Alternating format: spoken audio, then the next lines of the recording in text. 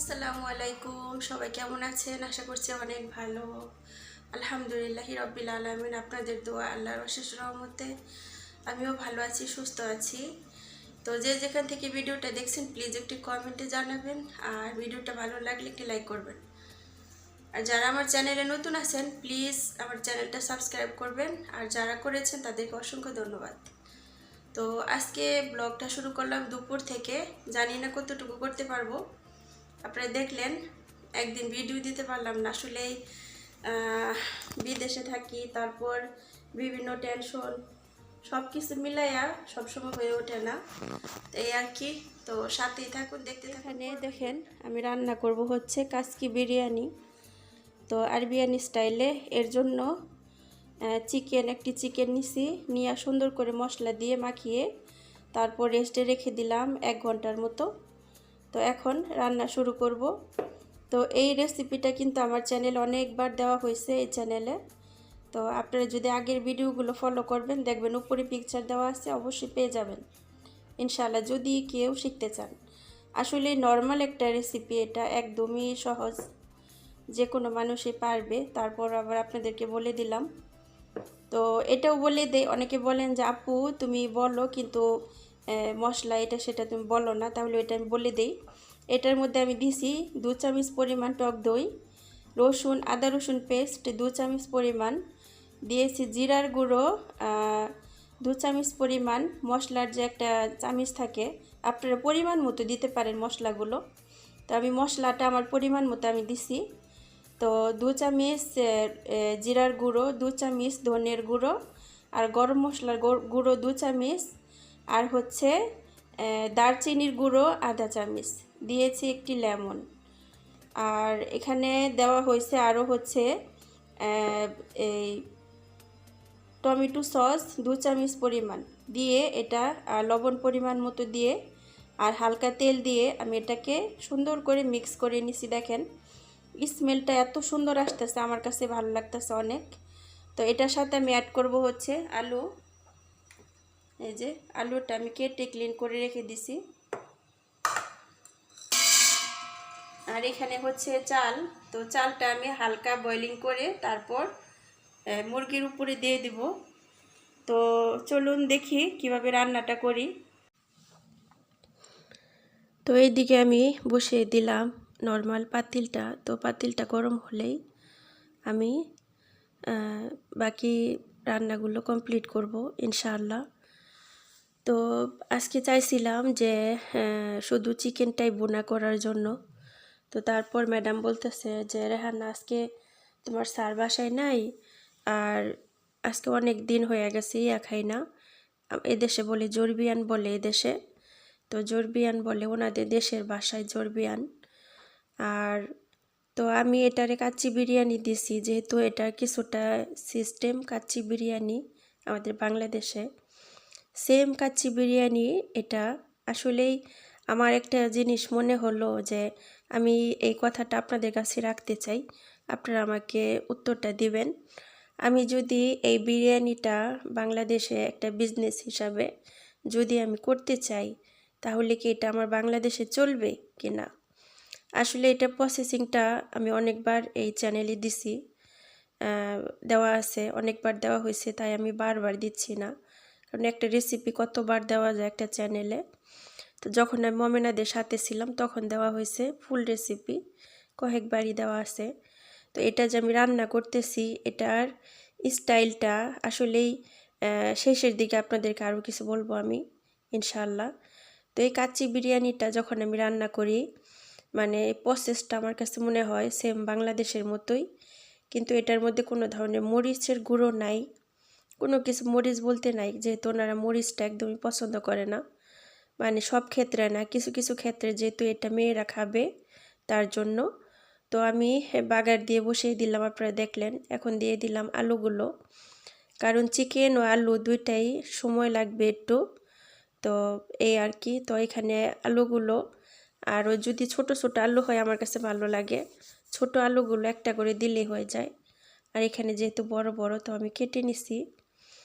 তো দেখেন কি বলবো, এত সুন্দর একটা স্মেল আসতেছিল, আমার কাছে অনেক ভালো লাগতেছিল, যেমন বিয়ে বাড়ির রান্নাবাড়ি করলে যেমন একটা স্মেল আসে ঠিক ওরকম আমার কাছে খুবই ভালো লাগতেছিল যে কি এর বিরিয়ানি খাচ্ছি বিরিয়ানি, স্মেলটাই আমার কাছে ভালো লাগতেছিল। ইচ্ছে করতেছিল, মনে হচ্ছে যে হয়তো দেশের একটি রান্না। তো এই আর কি এতটুকু। তো এখানে দেখেন আমি চালটা হালকা বয়লিং করে যখন চাল চাল ছিল তখনই আমি এই মাংসর উপরে দিয়ে দিছি। এটার মধ্যে কিন্তু কোনো ধরনের পানি অ্যাড করি নাই, তো ভাপে দিয়ে দিলাম। আর এই যে উপরে আমি একটু জাফরান দিয়ে দিছি, দেওয়ার পর তারপর আবার আপনারা দেখবেন যে এটা কি অবস্থা বা কেমন করে করলাম। তো এটা কিন্তু আপনারা অবশ্যই জানাবেন। এই তো দেখেন আমি একদম পরিবেশন করে নিলাম, কারণ ওনারা খাবে। তো আমার ডেকোরেশনটা হয়তো একটু অন্যরকম হয়েছে, বাট সময়ের অভাবে এরকম করে করছি। তা আপনাদের কাছে অবশ্যই কমেন্টে জানাবেন যে এটা যদি আমি বিজনেস করি তাহলে কি আমার বাংলাদেশে চলবে কি না, অবশ্যই কমেন্টে জানাবেন। আচ্ছা, অন্য সময় আমি এইসব বিষয়ে আপনাদের সাথে আলাপ করবো ইনশাআল্লাহ। দেখব আসলে আপনাদের কি মন্তব্য, অবশ্যই কমেন্টে জানাবেন। আর এদিকে সন্ধ্যার সময় ম্যাডাম অনেকগুলো বাজার পাঠিয়ে দিল, উনি গাড়ি দিয়ে আসলো। ওনার মেয়েটা অনেক অসুস্থ, তো মেয়েটারে নিয়ে হসপিটালে গেছে। আজকে 2বার মেয়েটারে নিয়ে হসপিটালে গেছে। আসলে ছোট বাচ্চা, খুবই খারাপ লাগতেছিল। ছোট বাচ্চা বলতে শিফা, মেয়েটা 14 বছর বয়স। ও আর কি আমার কাছে খারাপ লাগতেছিল। আর একটা পার্সোনাল একটা সমস্যা, অতিরিক্ত, তো এটাই ওরে নিয়ে হসপিটালে গেছে। তো সবাই দোয়া করবেন যেন মেয়েটাও সুস্থ হয়ে যায়। তো যাই হোক, অনেকগুলো বাজার নিয়ে আসছে। এখানে কিছু বাজার আমি উপরে দিয়ে আসব, আর কিছু আমাদের বাসার জন্য রেখে দিব। বাসার বলে নিচের জন্য। এখানে নিয়ে আসছে অনেকগুলো কমলা নিয়ে আসছে, আবার নিয়ে আসছে ম্যাঙ্গো। তো ম্যাঙ্গোটা আসলে হয়তো অনেক আছে, বাংলাদেশের খাবার দেখলে অনেক রিয়া হয়। এই ম্যাঙ্গোগুলো আমি আমার বাসায়, আমার বাড়িতে, দেশের বাড়িতে যে গাছ আছে ফজলি গাছ, ফজলি ম্যাঙ্গো আম গাছ আর কি, ফজলি আম আমার বাড়িতে আলহামদুলিল্লাহ রব্বিল আলামিন অনেক ধরনের ফল ফলান্তি গাছ। আমি যখন দেশে যাব তখন আপনারা দেখতে পারবেন ইনশাআল্লাহ। তো এই যে ম্যাঙ্গোগুলো এখন কেটে উপরে দিয়ে আসবো। আর এখানে 3টা কমলা আমি রেখে দিলাম। আসলেই ম্যাঙ্গোটা রাখলাম না, কারণ আমার আমের প্রতি এত রুচি নাই।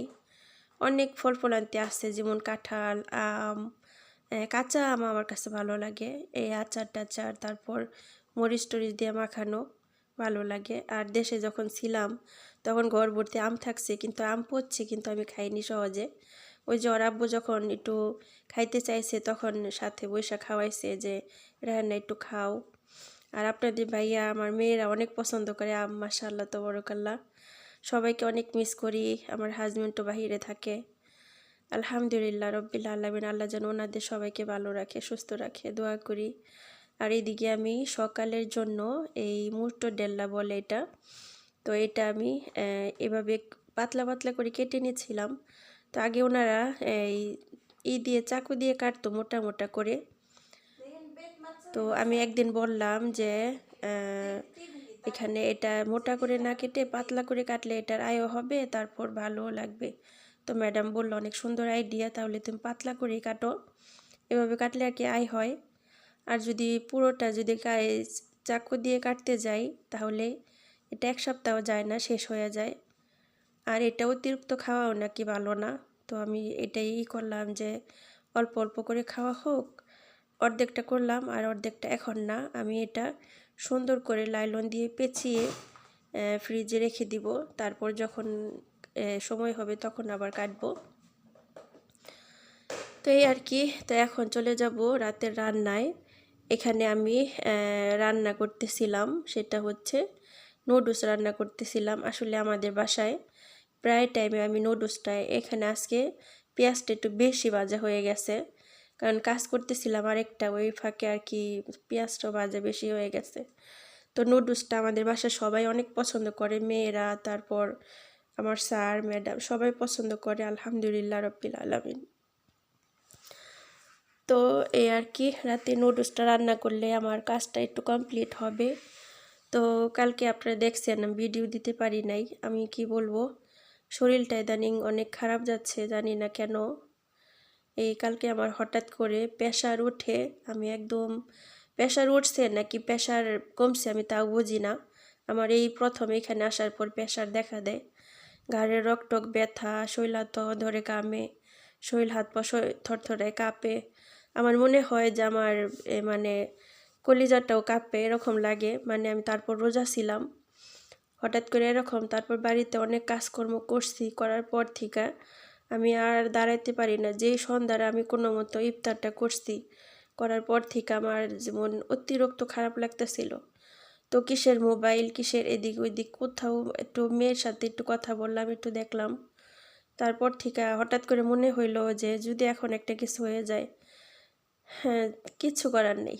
আসলেই দুনিয়াতে আসতে একদিন যাইতে হবে, এটাই স্বাভাবিক। তার জন্য এত ভয় পাই না, কিন্তু মাঝে মধ্যে নিজের অনেক অসহায় মনে হয় যে যদি কিছু হয়ে যায়। এই আর কি, যাই হোক, এটি নাই বলি, কারণ দুনিয়াতে আইসি একদিন যাইতে হবে একদিন। আল্লাহর কাছে একটাই বলবো, আল্লাহ আখেরাতে কাজ করায় নিও। যাই হোক, ভিডিওটা এখানে শেষ করবো। সবাই ভালো থাকবেন, সুস্থ থাকবেন। আল্লাহ হাফেজ, আসসালামু আলাইকুম।